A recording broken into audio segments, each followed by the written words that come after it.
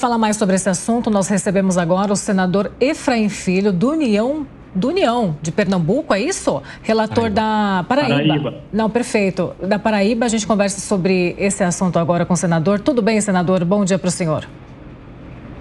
Bom dia, saudação a todos aqueles que nos acompanham por todas as plataformas, então, internautas, telespectadores. Tema latente hoje na sociedade brasileira, a gente acompanhou, tema que está sendo discutido no Supremo Tribunal Federal, no Senado Federal e que impacta a vida das pessoas. Como líder do União Brasil no Senado e como relator da PEC, nós temos nos aprofundado nesse tema, um tema que impacta tanto na saúde pública quanto na segurança pública, e ficamos à disposição para conversar mais sobre o assunto.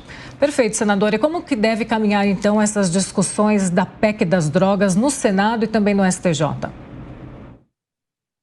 Vamos lá. No Senado, eu acredito que nós vamos iniciar o processo de debates nas sessões, é algo previsto no regimento, serão 5 sessões exclusivamente abertas, né, para debater o tema, então se aprofundar nos diversos argumentos contrários, positivos, né, que foram trazidos na CCJ.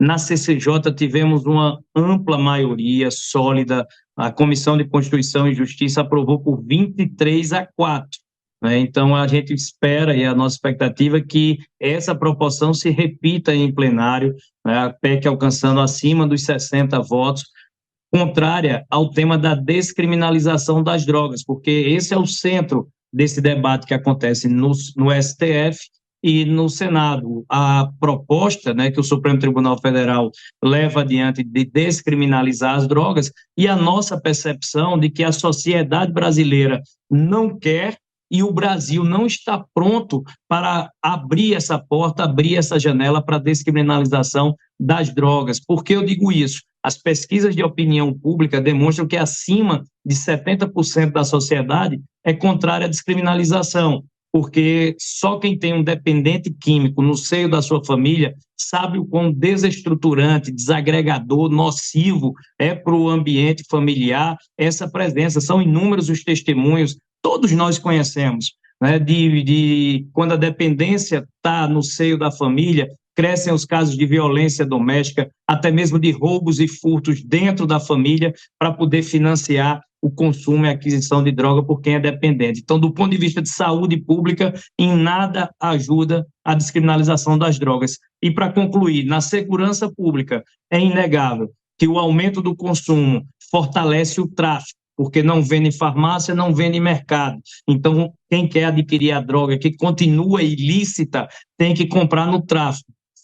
Comprar o tráfico é financiar o crime organizado, que é o maior responsável pelas barbáries da sociedade moderna e tem levado à escalada da violência que hoje toma conta das ruas, e já está difícil lidar com o que está hoje. Se abrir, né, o mercado das drogas, a consequência será ainda pior. Senador, bom dia. O senhor acha que o apoio no plenário, claro, o plenário é soberano e tudo mais, mas o senhor acha que o apoio tende a ser tão intenso quanto foi na CCJ? Rafael, a expectativa é essa. Uma leitura que foi até trazida na reportagem que nos precedeu, por exemplo, até o momento não foi apresentada nenhuma emenda, né? A oposição ainda não conseguiu, a oposição ao projeto, né? A oposição à PEC, ela ainda não conseguiu angariar, por exemplo, as 27 assinaturas que são necessárias para apresentar emendas em plenário. Então, vamos aguardar, temos as 5 sessões. Isso é importante, né, do ponto de vista do ritual. O presidente Pacheco não agiu com assodamento, com pressa, até porque entende que esse é um tema que, quanto mais discutido e melhor aprofundado, mais transparente será esse debate com a sociedade. Então, não houve tentativas de atropelo, de requerimento de urgência, o que seria possível, né, para poder pular essa fase das 5 sessões. Então, teremos tempo, temos ouvido a sociedade civil organizada. Me permita trazer esse dado que foi levantado aí em alguns debates que surgiram na imprensa. Foram feitas 2 audiências públicas com representantes de casas terapêuticas, centros de reabilitação, foram convidados representantes do Ministério da Saúde, do Ministério da Justiça, para trazer a abordagem da saúde pública e da segurança pública pela visão do governo. A Defensoria esteve presente, o CRM,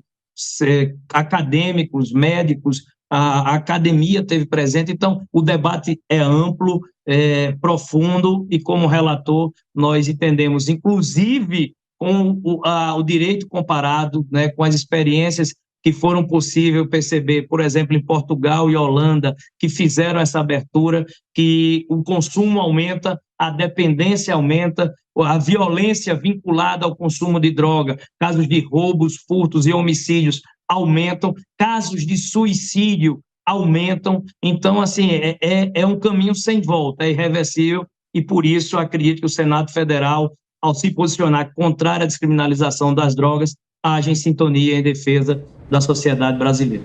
Senadora, a pergunta agora é do José Maria Trindade. Certo. Senador, muito bom dia. Uma emenda forte, né? Assinada pelo presidente do Senado e relatada pelo senhor, um senador muito influente. No Senado eu tenho a certeza já de que há uma estrutura para aprovar. Eu queria saber das negociações com a Câmara dos Deputados, senador. Qual é a sinalização que o senhor tem recebido dos deputados?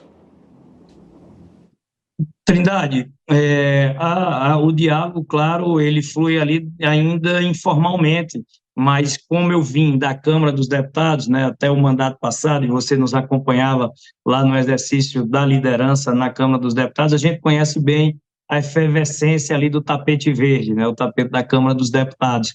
Então, esse conhecimento do ambiente das duas casas me faz ter a percepção que na Câmara dos Deputados também haverá uma maioria sólida, uma maioria ampla, e que a proposta tende a tramitar também sem ter muitas resistências do ponto de vista numérico de quantidade de parlamentares. Essa é a minha expectativa, que se mantenha também um quórum qualificado com uma certa margem de segurança para aprovação da PEC. Senador Efraim Filho, muito obrigada pela participação aqui no Jornal da Manhã de hoje. A gente te aguarda mais vezes. Eu que agradeço, é um debate que se inicia hoje, então seguramente aí pelas próximas semanas, passada a fase de debates, começa o processo de votação, e aí sim é quando afunilam os argumentos para que a gente tome essa decisão, sempre acompanhado pela opinião pública e pela sociedade, que é quem o Congresso representa nesses temas que impactam de forma tão firme a vida da sociedade. Não é um tema para tribunais, é um tema para o Parlamento, e é esse o entendimento do Congresso Nacional. Muito obrigado e um bom dia a todos. Obrigada, senador.